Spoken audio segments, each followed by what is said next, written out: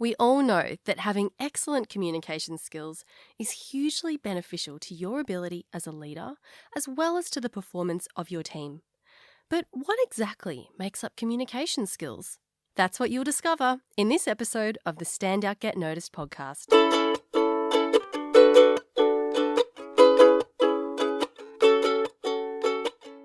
Hi there, Rockstar, and welcome to episode 282 of Stand Out Get Noticed. I'm Christina Cantor's communication skills trainer, speaker, and MC. This is the very first official episode that I'm releasing since I went on maternity leave in October 2020. So it's very, very exciting to be back. In this episode, we are going back to basics. We are exploring the 10 fundamental communication skills that you need to be an effective leader or manager. Now, you may find that you are already skilled at some of these and others may need some work. That's completely normal. And if you're a new listener, this episode will give you an overview of my approach to learning communication skills. This is what I show people in my in-person workshops, through my coaching, through my speaking. I've worked with hundreds and hundreds of people and, thousands of people through this podcast. So this will give you a really good overview of what I'm all about. And if it resonates with you, then I recommend that you subscribe to the podcast and check out the older episodes. There's plenty there and they are absolutely still relevant today. If you know this podcast well, then this episode will be a really great review for you to check in with yourself and reflect on where you're at with your communication and what areas you can still improve on. I always put a summary of the episode as well as links to resources in the show notes, and for this episode you can find them at thecmethod.com/282. All right, let's do it, Rockstar. The very first fundamental communication skill is managing your mindset. This includes having self-awareness, pinpointing your own thoughts, and being able to shift the unhelpful stories that you tell yourself. Now, why is this important? Well, I've been doing this for many, many years, and through all the work that I've done, I continue to find even more and more that all of your actions and the subsequent results from those actions stem from one thing: your mind. Every day we have things that are happening that are outside our control. These are what I call circumstances. So it might be as simple as, it starts to rain, which has been a lot here recently. Maybe someone cuts you off in traffic. Maybe an audience member rolls their eyes while you're talking. All of these things are outside of your control. But the one thing that is within your control is how your mind responds to it.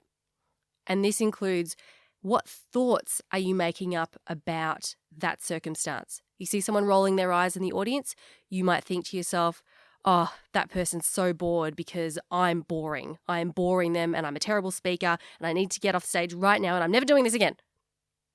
That's one way your mind could respond. Or your mind could respond with, oh, look at that person yawning. They must have had a big night last night, so that's why they're yawning. I know, I'll just continue to talk as I am because I know it's got nothing to do with me. Two very different responses that our mind has, but those two responses then affect the outcome that it has on us, on our own emotions, so our stress and our anxiety, and it then affects the way that we are actually presenting or speaking. Albert Einstein said that we can't solve problems by using the same kind of thinking we used when we created them. George Bernard Shaw said, those who cannot change their minds cannot change anything. And that's why this is the number one communication skill that you must learn. I'm not going to say to master, because I don't know if maybe a Buddhist monk who's meditated on a hill for 40 years can master their mind, but it's something that we can all work on getting better at. The second skill is emotional intelligence. Notice that we're starting on the inside. I believe that there are two parts of communication. There's the internal communication, so what happens inside our heads and our hearts and inside our bodies. And then there's the external communication, which is what other people see on the outside. And each of these 10 communication skills will fit into one of those categories. Is it internal? Is it external? Emotional intelligence, this is also internal. So this is all about recognizing your emotions as they arrive, such as the fear and anxiety when we're in a difficult situation. It also includes knowing how to use those emotions or not use them in the moment. And it's also around recognizing emotions in other people and responding to those emotions appropriately. So if we have a team member who is getting really frustrated or stressed about a task they have to do, and they're beginning to act out or be really grumpy or not cooperate, it's about knowing how to recognize, okay, they're having a tough time. How can I best assist them here? Instead of responding out of a reaction and going, oh, what's wrong with that person? They're being really annoying today, which doesn't help anyone. So the reason why emotional intelligence is so important to your abilities as a leader is that it's going to help reduce your stress. It's going to help you be more calm, which then enables you to communicate more effectively. So emotional intelligence it's a huge topic, and there's multiple elements of it, and it does appear in many of my episodes. Number 3 is non-verbal communication. So this is what we would say is an external form of communication. So this includes your body language, such as how you sit, how you stand, how you walk, your facial expressions. Do you make eye contact? It also includes where you sit in a meeting, if you're in person. Where do you stand when you're on stage? Are you still? Do you move? On a video call, are you properly positioned on the screen? Is your face smiling and engaged, or is it looking terribly bored? I once was working with a coaching client, and I was explaining to her a concept. I was talking, and the look on her face, she had her head in her hand and she was like leaning on her fist, and she looked so bored. She had a frown on and her eyes were kind of squinted at me. And I said to her, "Are you bored? Am I boring you?" And she immediately jumps up and goes, No, not at all. Oh my God, is it my face? What was my face doing? I said, "Your face looked like you were about to fall asleep. You looked angry almost." She goes, "Oh, I've been told this before. I need to fix my face." And so this was something that we worked on. We realized that she had her resting face made her look like she was bored or even angry, even when she wasn't. But that was what she was communicating to me. So that was something that we worked on to I don't want to say fix her face. I'm not a plastic surgeon. But how did we shift the expression that she had on her face to make it appear that her face was matching what was inside, which was the fact that she was listening and she was interested. So being able to be aware of what your nonverbal communication is doing and being able to make that match what your message is or what's going on inside, that helps you to have a strong presence, which is how you show up, which allows you to command respect before you've even opened your mouth. Studies have shown that your nonverbal communication, well, there's been many studies done really, but there's a famous study that's been done that's shown that up to 55% of your message is conveyed through your nonverbals. And in fact, there have been other studies that have shown as much as up to 80% is conveyed through your nonverbals. So this is an absolute non-negotiable if you're looking to be an effective communicator. Number 4 is clarity of message. And what this is what you say. So it includes language, it includes stories, and it's the ability to structure your message as well. I know a lot of people come to me and they say, "I really struggle with rambling. I ramble a lot. How can I better structure my message so that what it is that I want to say gets across in the right way?" It's about being clear and concise. I was watching a film called The Nice Guys the other day, and it's got Russell Crowe and Ryan Gosling in it. And Ryan Gosling plays a private investigator. And there's this scene where he rocks up to this party, a very adult party, and his 13-year-old daughter has stowed away in the boot of his car. And she gets out and he's like, all right, fine, come to the party. And she says, Dad, there's like whores here and stuff. And Ryan Gosling's character says, sweetheart, how many times have I told you? Don't say and stuff. Just say, Dad, there are whores here. Which I thought was really funny. It was nice to see him teaching his daughter to be more clear and concise with how she speaks. Moving on, the fifth communication skill that is important to work on, I keep wanting to say master, but really mastery is a very high goal. It's a high goal. We can aim for that. If you're keen, if you're ambitious, let's aim for mastery. It's tone of voice. The last skill that I mentioned, clarity of message, that's what you say. Tone of voice is how you say it. So this includes things like the pace. Are you speaking fast? Are you speaking slow? It includes the pitch. Are you high-pitched or are you low-pitched? And what difference does that make in the way that your message is conveyed? Hear the difference? One thing that comes up a lot is, especially with Australians, we tend to have our pitch go up at the end of the sentence, which makes us sound like we're asking a question every single time. And I work with a lot of clients to help them bring their pitch down at the end of the sentence, or making it steady at the end instead of going up. That one simple thing can make a huge difference into how you come across. Tone is also the emotion in your voice. So are we compassionate? How are you doing today? Are we angry?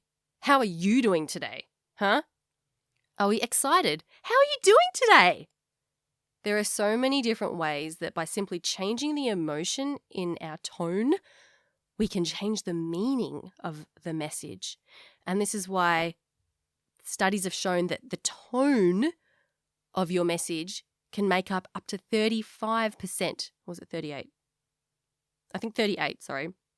38% of your message conveyed through your tone. This can often be one of the most tricky things to work on because we tend to get so caught up in being monotone all the time and we just talk like this because it's easy and it's safe and it feels unnatural to go up or it feels unnatural to go down.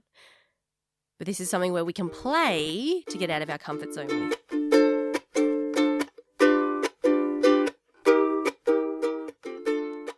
The next skill is spontaneity. And for me, this means being okay with the unexpected, being okay with being spontaneous. Because let's face it, you can prepare a presentation or an opening phrase to your meeting as much as you want, but in reality, everything in life is going to have spontaneity in it. We cannot control everything. And I find a lot of people over-prepare for presentations because what it does, it gives us this perception of control. Like if I can control everything about this presentation, i.e. what I'm going to say, then everything's going to be okay and I've got this. Because we hate feeling out of control. But what happens is that there's always going to be stuff that happens that is outside of our control. Think about questions that come from the audience. Think about in meetings, that's a discussion. You can't control what other people are going to say. Even one-on-one conversations. Think about how often you prepare for a one-on-one conversation. Not often. So we're constantly dealing with spontaneity. Yet when we are put in a high-pressure position, like delivering a speech or a presentation or running a meeting, we think that we can control everything, but we really can't. So I want you to think about how comfortable you currently are with spontaneity. On a scale of 1 to 10, where do you sit? Where 1 is, I'm absolutely terrified, I can't deal with it, I avoid speaking situations because of it. Or 10, I am the master, I am zen, I can handle anything that comes my way. If you sit somewhere around 6 or less, then it's something that I absolutely recommend you make your focus to work on. And by the way, this episode's not about how you do it. I'm going to be doing separate episodes for each of these skills and diving deep into them. So that's what's coming for you in the next few weeks and months. One final thing around spontaneity, the goal is not to remove all instances of spontaneity, but it's about being accepting and okay with it when it happens. Not if it happens, when it happens. Okay, moving on to skill number. I actually didn't number these. Why? 10, 9, 8, 7 is working well with others. Now, this is very important if you work with other humans at any level, at any point of the day. This is even for you if you have friends and family that you want to maybe get along better with, have better working relationships with. It's basically for all humans. And what this includes is building rapport, building relationships, and learning how to connect with people, with the people around you. A client of mine who I was coaching one-on-one, she came to me because she was having some difficulties with getting the most out of her team.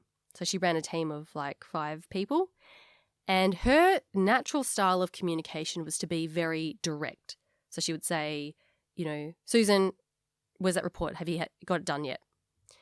And something that she found was that she wasn't getting the right response from her team. They would not give her all the answers. They wouldn't be open and honest with her. They would say, yes, I'll get it done by Monday, and then they wouldn't. And when we explored this a bit further, we found that most of her team members actually spoke in a way that was not so direct. They used a bit more, can we say, more fluffy language when they were talking. So a little bit more wordy in how they spoke, a little bit more of a soft approach. And so what we did was I worked with my client to help her adapt the way that she spoke, not a lot, but just enough to match the way that her team members spoke. So instead of her saying, have you done that report? She would say, hi, Jennifer, how are you? Are you good? How was your weekend? Oh, that's so great to hear. So I wanted to check in with you about that report from Friday. Do you remember what we talked about on Friday? Yes? Yes. Okay. I wanted to check in to see how you're going with that. So you can see that there's it's a different way of communicating, right? One is very direct and to the point. Another one is more relationship focused and a bit softer in the approach. Neither of these different styles is better than the other or more correct than the other. It's just different. And learning how to adapt your style to best suit the people that you're working with is one of the most powerful skills that you can learn to be more effective at work. I promise you. This was a game changer for me. And I have so many episodes on this. I'll link them up in the show notes if you want to go back and check them out. All right, we are up to communication skill number 8, and that is empathy. If you want to be an effective leader, being able to communicate with empathy is critical because it helps you to communicate your ideas in a way that makes sense to others, to your team, to your boss, whoever, and it helps you to understand why others communicate and behave the way that they do. So this, of course, links to emotional intelligence and mindset, follows on from them. For example, I was once running a workshop where there was this one woman who was being very rude to me and rolled her eyes every time I asked her a question. And when I say rude, I mean her tone, right? We talked about tone before. Her tone was very sarcastic and not very friendly. And to me, immediately in my head, so right, my mindset, I was responding thinking, oh my God, she hates me. What have I done? I'm not interesting enough. That was what I went through in my mind. And then I remembered what I teach other people. And I thought, Christina, you need to shift your mindset just like you show other people how to do. And I focused on having empathy for this person. And having empathy allowed me to go, okay, well, I wonder what's going on for her. And then I thought, maybe she's having a bad day. Maybe her pet bunny rabbit passed away this morning. I don't know, just made something up. And then I thought, maybe she's like this all the time to everyone. Must be really hard being you. Must be really hard. I feel so much empathy and compassion for you. And having that empathy and shifting that mindset for me made such a difference. It took away my stress. It helped me feel much more calm, and I was able to then deliver that workshop in a way that was, the same as I was before, but without freaking out and getting really nervous. And this is just one example. Empathy can apply to any conversation that you're having.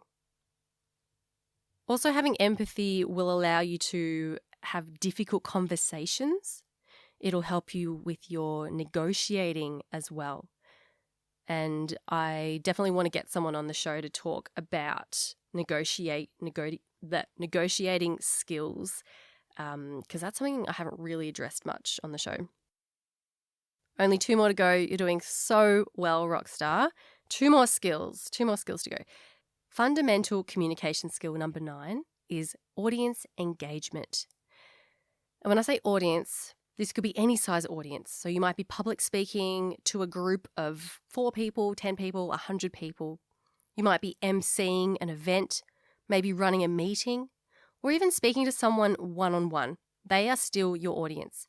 And what this requires is the ability to listen to your audience, and it requires the ability to ask good questions of your audience.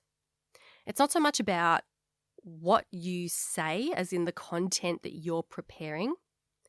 You need to be able to gauge how your audience is responding to what you say and being able to adapt appropriately. I've been doing a fair few MC gigs recently. It's been really fun. And I remember I was once emceeing this conference for, I think there was like 400 business women in the audience. It was at Federation Square, which is a pretty big venue if you're not from Melbourne. You don't know what it is. And I could tell by the end of the day, like if you've ever been to a conference, you'll know that it's tiring. You're sitting there from 9 a.m, listening to speakers. You've eaten lots of sugar, drunk lots of coffee, and by the afternoon, you are just crashing. And as the MC, it's my job to make sure that everyone is engaged and that they are listening to the speakers and that they're energized and clapping and that sort of thing. And at this one conference, I could see that everyone was really like dying in terms of their energy at like 3 p.m. And if I didn't pay attention to the audience, I would have just plowed through and said, all right, everyone, let's go to the next speaker, big clap. But instead I thought, you know what? I have to get the audience excited and energized again. And so what I did was I stopped what we were doing and I said, all right, everyone, I want you to stand up. And I made everyone stand up. I even ran into the audience and I said, you stand up, everyone must stand up. And I got everyone to have a stretch. I said, everyone stretch, everyone jump up and down, wiggle your shoulders. And it only took 2 minutes to do that. And I got everyone to sit down. And that meant that, and even just that simple, the movement, the getting up, the jumping around, that helped them to then get their energy back up again and bring their best focus to the next speaker. And I'm not saying that that's what audience engagement is, getting people to stand up all the time. But it's paying attention to how they're going, how they're responding, and making sure that they are still actively listening and that they're still energetically there. Otherwise, what's the point, right? If you're talking and your audience isn't paying attention or they're somewhere else, then there's no point in you talking. You can't be an effective speaker that way. And then finally, final communication skill is personal brand. Your personal brand is the perception of you to others. And whether you like it or not, you have a brand. A really good definition of brand that I love is, it's attributed to Jeff Bezos, and he's quoted as saying, your brand is what people say about you when you're not in the room. So think about it right now. If your colleagues got together, or your boss and your team got together, and they were asked to describe you, what would they say? Now, if what you think they would say about you is different to how you feel or different to how you would want to be perceived, then there's an opportunity there for you to influence how they then see you. So even if you're not happy with how you're currently being perceived, that's okay, because you can change it. And you can do this whether it's internal to your organization, so how you're known just to your colleagues and your upper management and that kind of thing, or it could be external, so how you're perceived in the public realm. And look, both are important, especially if you're going to be maybe changing roles or shifting careers or changing organizations. People are going to look you up online and they're going to see what your brand is through LinkedIn, through Instagram, whatever it is. And if you don't put in the effort to make sure that you're painting a picture that presents you in the best light, then you're basically relying on other people to paint that picture for you. So it's best to take that opportunity and put some effort in to make sure that you are represented in the best possible way. I will be releasing an episode in the next few weeks. It's a conversation with Karen Tisdale, who is a LinkedIn expert and LinkedIn profile writer, and we'll be talking about brand and publishing content and how impactful that can be for your career. So those are the 10 fundamental communication skills that I teach and that I believe are absolutely critical if you want to take your career to the next level and be a superstar manager or leader. I'll quickly recap. Number 1, managing mindset. 2, emotional intelligence. 3, nonverbal communication. 4, clarity of message. 5, tone of voice. 6, spontaneity. 7, working well with others. 8, empathy. 9, audience engagement. And 10, personal brand. If you want a written summary of all of these skills, I will have them in the show notes at thecmethod.com/282. If you enjoyed this episode, then I would really appreciate it if you could share it with a friend or a colleague, because that is one of the best ways to get this podcast out to more people. In the meantime, thank you for spending some time with me today. I'm so excited to be back, and I'm so glad that you were able to join me for this episode. Keep on being awesome, and I'll talk to you next week. I'm Christina Canters, and this has been Stand Out, Get Noticed.